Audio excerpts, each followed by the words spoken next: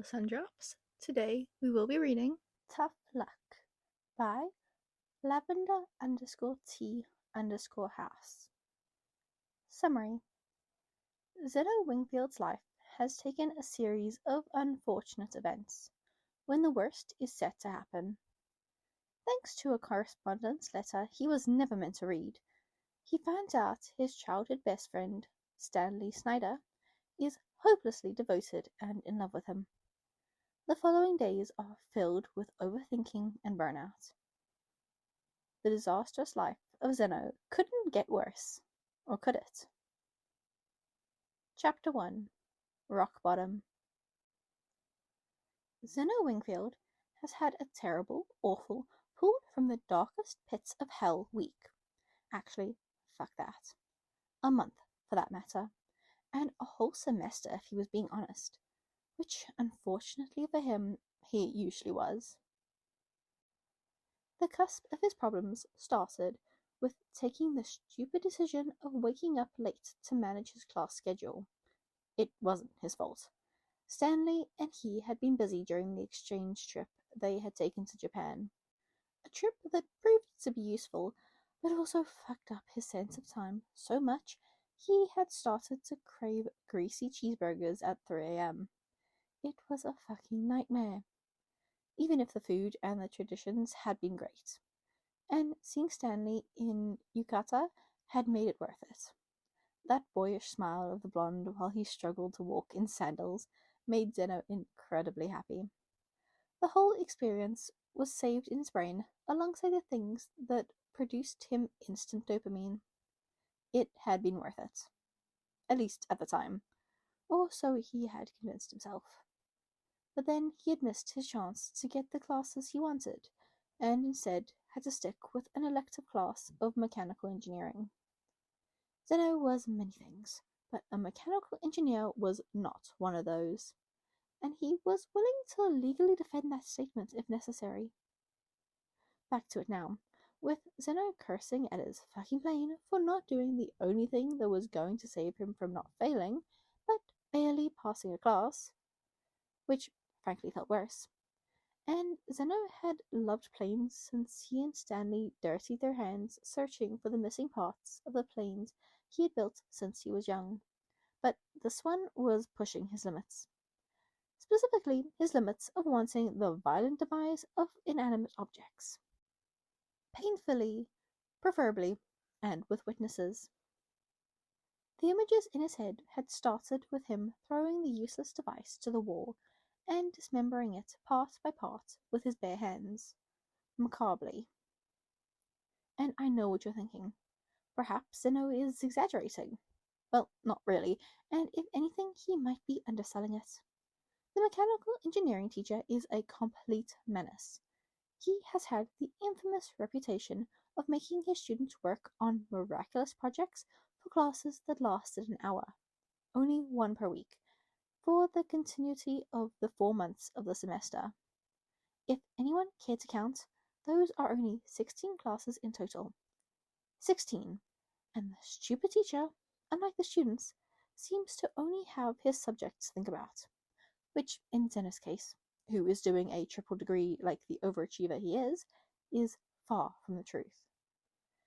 The teacher could have asked them to build a drone, a car, even a fucking rocket would have been better, more dignified. But he asked them to build a plane. And Xeno was ecstatic when he heard it, because he loves planes. Until the engineering teacher said the plane had to follow a line with a light sensor.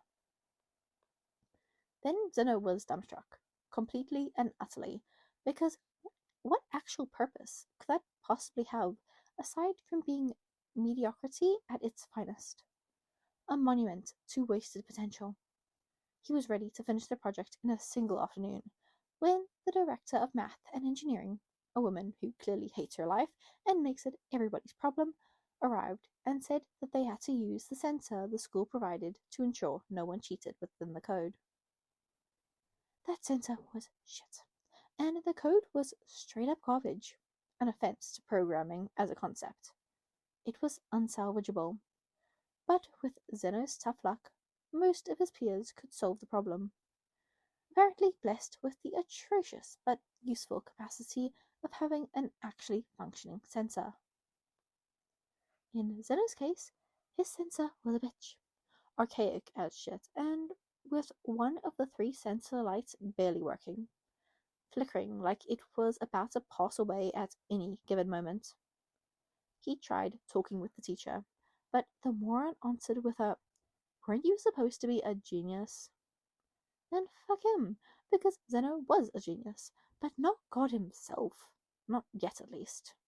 So he had to spend days wasting his time, not even seeing Stanley, stuck with the freaking plane that couldn't follow the line of the circuit that was traced because his sensor simply didn't detect it. As if it had decided his only job was optional. It was hell. Zeno continued struggling with his plane while he cursed under his breath, inventing new combinations of insults as he went. He was going to murder someone, eventually. That much felt inevitable. That close to hysteria he was, hanging by a very thin, very fragile thread. He didn't notice Stanley getting closer and closer to him, which was impressive considering Stanley was not being subtle. "Hi, Zeno. Still having problems with that plane?" Stanley asked as he dropped into the chair beside Zeno like he belonged there, which, to be fair, he kind of did. The table where they were seated was full of robot parts and a bunch of energy drinks piled up one after the other, forming what could only be described as a mausoleum to poor decisions and academic suffering. Zeno was tempted to tamper with the sensor against his teacher's best wishes, very tempted in fact, but then stopped himself because he didn't need another call for interrupting the safety measures of the college. Bullshit. The last time he hadn't even been that big of a deal. Stanley and he had just tried to shoot a very deserving of pain homophobic jerk with, mind you, fake bullets. How were they supposed to know fake guns were prohibited in school? It was like banning cigarette lollipops, just for the principle of it. Finally, he turned to Stan. "I am starting to think the devil is real, because that could be the only explanation why this fucking piece of metal doesn't work, and I refuse to believe I'm losing to an object with no consciousness. It must be Beelzebub himself." Stanley laughed a little and dropped his head to the table, clearly entertained. He loved watching Zeno in full concentration, especially when it came with a side of barely contained rage. "Do you need me to ask my mom for help? You know she used to be a pilot." Zeno blushed immediately. Now, even Stanley thought he wasn't up to the task, which was unacceptable on multiple levels. "No, I got it. Something eventually will make sense. It has to, statistically speaking. Shouldn't you be in class?" "Yep, but I wanted to see you, and my economics teacher doesn't put absences." "I don't think he likes teaching very much," Stanley said, fully committed to the statement. Zeno clicked his tongue. You'd think that for being the most prestigious and expensive college, they would at least hire proper personnel, or at the very least people who didn't hate their jobs. "You know, we got the worst of the worst after falling asleep on the day we were supposed to manage our schedule. The other teachers are not so bad," Stanley explained with a silly smile, playing at his lips, very clearly not regretting it. He loved to be more important to Zeno than his subjects, and he wasn't even trying to hide it. "I have no regrets," Zeno said proudly, because he didn't, not even a little bit. Okay, that was a lie. Just a bit. Something in Stanley's gaze shifted. Subtle, but noticeable if you knew him well enough. "You know, there is going to be a Valentine's party. They're going to have some dynamics." "What absolute garbage. I can't believe our student committee can't wait to keep incorporating activities to encourage horny young adults to keep their tongues down each other's throats." Zeno cursed as he reached a dead end with his fucking plane. Again. This was the 10th time he'd built the plane from scratch, which felt excessive even for him. This was going to be the death of him. Stanley's gaze fell. Oh, of course. Only teenagers hate those. Well, what about it? Xeno asked, distracted but curious enough. Stanley started twitching with his hands, fidgeting constantly. Nothing. Absolutely nothing. I was going to complain about it too. You know what? Maybe they should ban couples from school. Yep, that's what I was going to say. Completely reasonable policy. Zeno raised an eyebrow. He felt like he was missing something. Something important. But he couldn't quite place it. I didn't know you hated couples so much. I don't hate them. Do you hate them? Stanley whispered, like this was suddenly a life or death question. Couples? Zeno asked, confused. Yes. I mean, do you not like romantic shit and stuff? If you don't, I totally get it. It's totally lame. Valentine's is just an excuse to buy things, and chocolate is overrated. Stanley continued speaking, words spilling out faster the more nervous he got. He could feel sweat dripping down his forehead. How was he going to explain to Zeno that he had bought him one of those cheesy Valentine's gifts? Teddy bear and all, currently hidden in his locker. Zeno hummed. Well, I don't hate couples per se. I'm just too busy to care about them, he said, still trying to see what was wrong with his plane, because clearly that was the bigger issue in his mind. Yep, agree with you, Stanley said quickly, as if that solved everything. Then he got up. Well, I'll take my leave. See you, he added, already halfway out, as he hurried to get rid of the evidence lying in Zeno's locker before it could be discovered and ruin his life.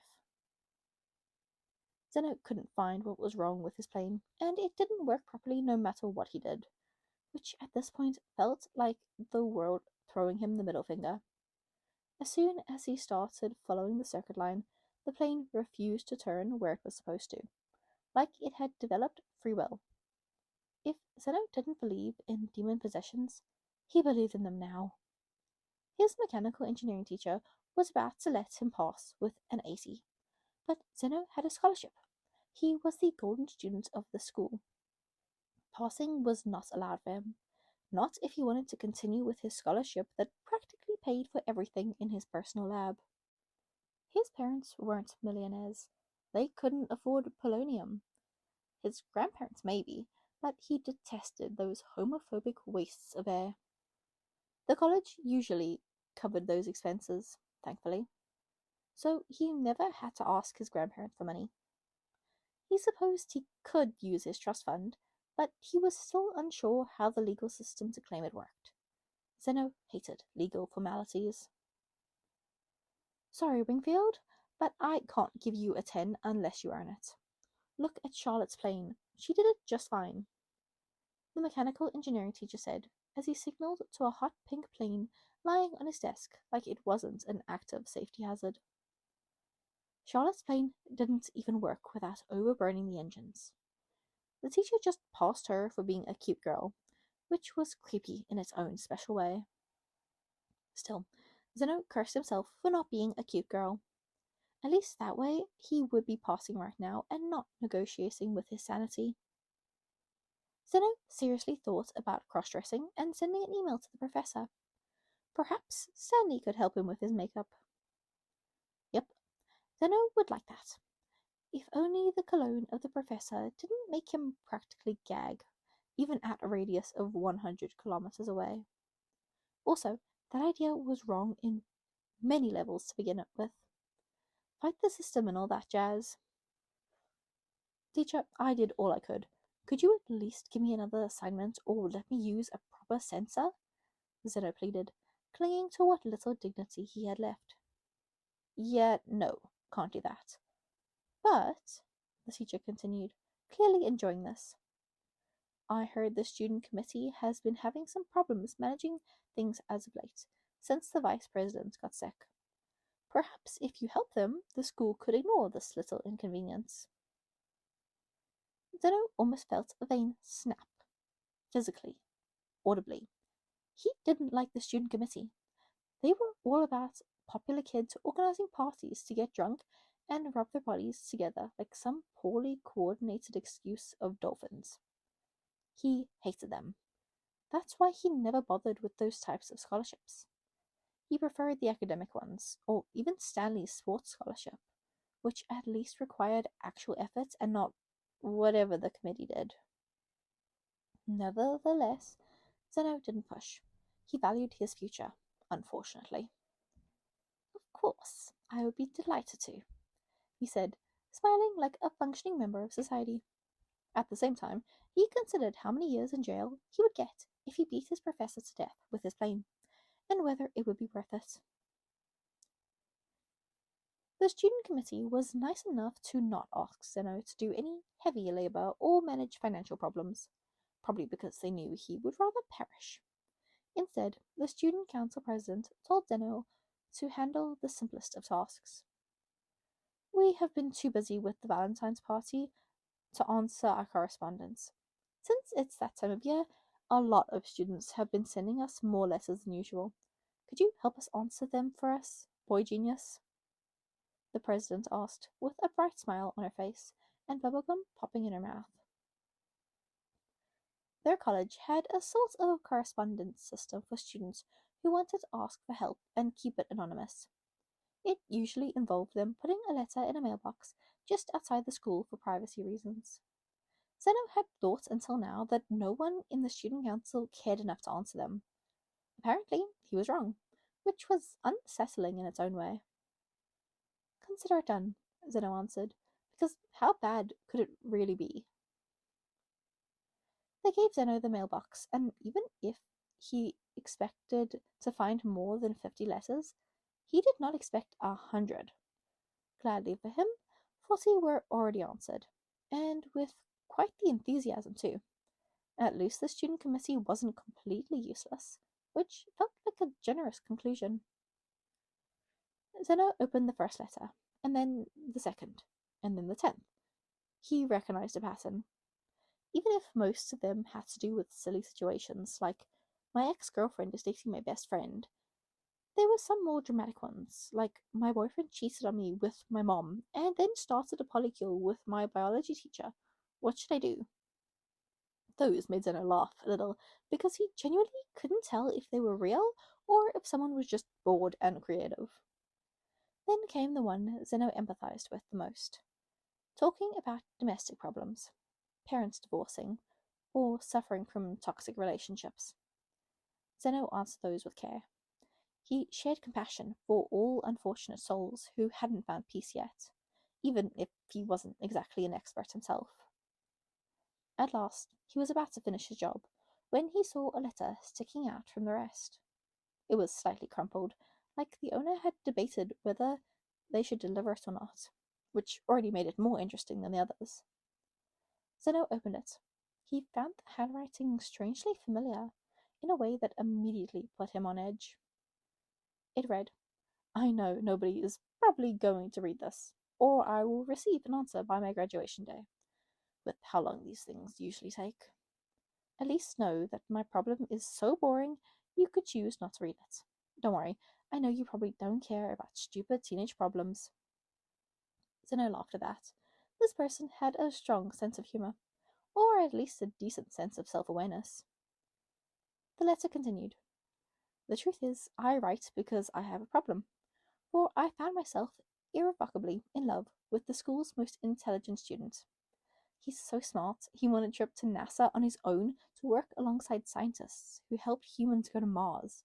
How amazing is that?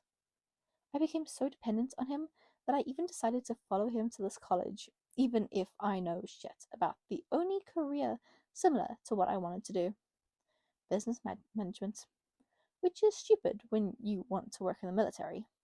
My mom didn't care. At least at that point, Zeno knew the guy this person was talking about was him. He remembered winning that trip to NASA and being the first person from his college to do so, beating Harvard and Oxford in the process, which he liked to pretend didn't matter, but absolutely did. He felt he shouldn't continue reading about himself. It seemed improper, invasive, morally questionable even. Still, his curiosity won. The next words made his heart get stuck in his throat. The truth is, I'm his best friend. We've been friends since we were 8. I helped him with a gun prototype and pretended to be cool just to impress him. Surprisingly, he still finds me cool enough to keep spending time with me. I don't know what to do. Each day that passes, my affections grow. I want him so much it burns. Should I tell him how I feel, even if that might ruin our relationship? No, don't answer that. I know I shouldn't. Xeno was sure of it now. This person, this anonymous person, was Stanley Snyder, his best friend. And Xeno, for the first time in a very long while, regretted being a genius and figuring it out. Okay, that is the end of chapter 1. I hope you are enjoying this.